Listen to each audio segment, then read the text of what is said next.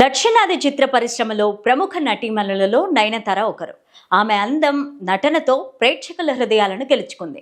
రజనీకాంత్, మమ్ముట్టి లాంటి మరెందరో దిగ్గజ నటుల సరసన నటించి స్టార్ హీరోయిన్ గా ఎదిగారు. నయన్ తమిళ్, తెలుగు, మలయాళం, హిందీ సినిమాల్లో 2 దశాబ్దాలకు పైగా కెరీర్ కొనసాగిస్తున్నారు. నయనతార ఇప్పుడు భారతదేశంలో అత్యధిక పారితోషికం తీసుకునే నటులలో ఒకరు. అయితే ఆమె తన వ్యక్తిగత జీవితం గురించి చాలా అరుదుగా ఓపెన్ చేస్తారు. కొత్త డాక్యుమెంటరీతో తన అభిమానులను ఆనందపరిచే బాధ్యతను నెట్ఫ్లిక్స్ తీసుకుంది. నయనతార గురించిన మొత్తం బియాండ్ ది ఫెయిరీ టేల్ అనే డాక్యుమెంటరీ ద్వారా ఆవిష్కృతం అయింది. ప్రస్తుతం హాట్ టాపిక్ గా మారిన అంశం సినీ నటుడు ధనుష్ ను విమర్శిస్తూ కథానాయిక నయనతార రాసిన లేఖ.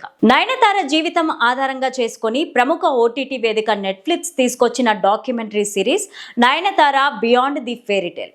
ఈ డాక్యుమెంటరీ కోసం నయన్, విఘ్నేష్ లు కలిసి వర్క్ చేసిన తొలి చిత్రం నానుం రౌడీదాన్. ఈ సినిమాలోని కొన్ని సన్నివేశాలు చూపించాలనుకున్నారు. కాకపోతే ఆ చిత్ర నిర్మాత అయిన ధనుష్ దానికి ఒప్పుకోకపోవడంతో నయన్ సోషల్ మీడియా వేదికగా ఘాటుగా స్పందించారు. తాజాగా అందుబాటులోకి వచ్చిన ఈ డాక్యుమెంటరీ ఎలా ఉంది? నానుం రౌడీదాన్ సన్నివేశాలను కూడా చూపించారా లేదా అనేది చూద్దాం. లేడీ సూపర్ స్టార్ నయనతార జీవితాన్ని ఒక అందమైన కథలాగా చెప్పే ప్రయత్నం చేసింది నెట్ఫ్లిక్స్ టీం. ఎలాంటి గందరగోళం లేకుండా నయనతార ఫ్యామిలీని, ఆమె చిన్నప్పటి ఫోటోలను, చదువు, ఇతర విషయాలను చెబుతూ డాక్యుమెంట్ మొదలైంది.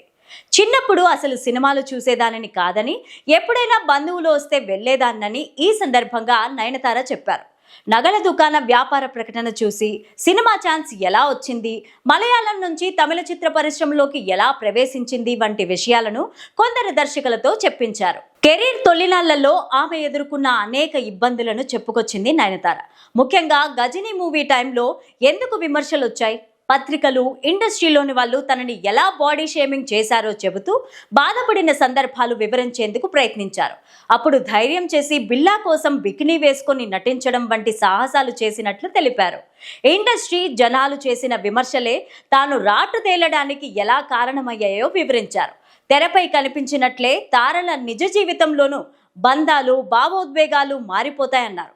కానీ అవి వాళ్ళ వ్యక్తిగత జీవితాలను ఎలా ప్రభావితం చేస్తాయి, ఎంతటి నిరాశ, నిస్పృహలకు గురవుతారు, నటీనటుల మధ్య కొనసాగే బంధాలపై వచ్చే వార్తలు చూస్తే ఎలాంటి మనోవేదనకు గురవుతారన్న విషయాలను నయనతార వివరించిన తీరు నాడు ఆమె ఎదుర్కొంటున్న పరిస్థితులను కళ్ళకు కట్టినట్టు తెలుస్తుంది. అటు వ్యక్తిగత జీవితం, ఇటు సినిమాల్లో విమర్శలతో అవకాశాలు కోల్పోయిన నయనతార తిరిగి ఎలా ట్రాక్ లోకి వచ్చారన్న సంగతులను డాక్యుమెంటరీలో ఆసక్తికరంగా తెలిపారు. అవకాశాలు తగ్గిన టైంలో నాగార్జున ఫోన్ చేసి బాస్ కోసం అడగడం, రిలేషన్షిప్ దెబ్బతిని బాధపడుతున్న సమయంలో శ్రీరామరాజ్యంలో నటించే ఛాన్స్ రావడం, అందరూ ఆ చిత్ర బృందం నిర్ణయాన్ని వ్యతిరేకిస్తూ వార్తలు రాసినప్పుడు నయన్ పడిన మానసిక క్షోభ తదితర వివరాలను పలువురితో చెప్పించారు. మరీ ముఖ్యంగా సీత పాత్ర చేసినన్ని రోజులు నయనతార ఎంతో నిష్ఠగా ఉండేదని చెప్పుకొచ్చారు.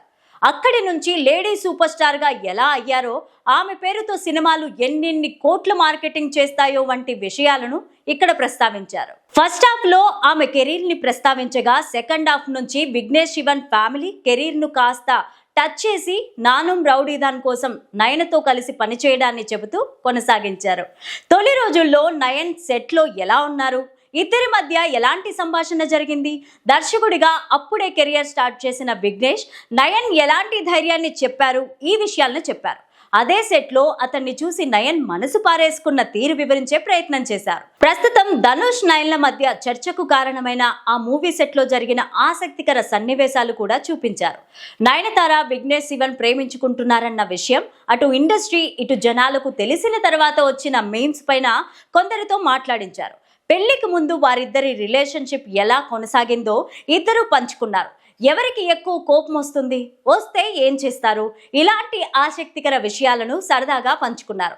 చివరిలో వారి పిల్లలైన ఉలగం, ఉయిరేలను చూపిస్తూ డాక్యుమెంటరీకి శుభం కార్డు వేశారు.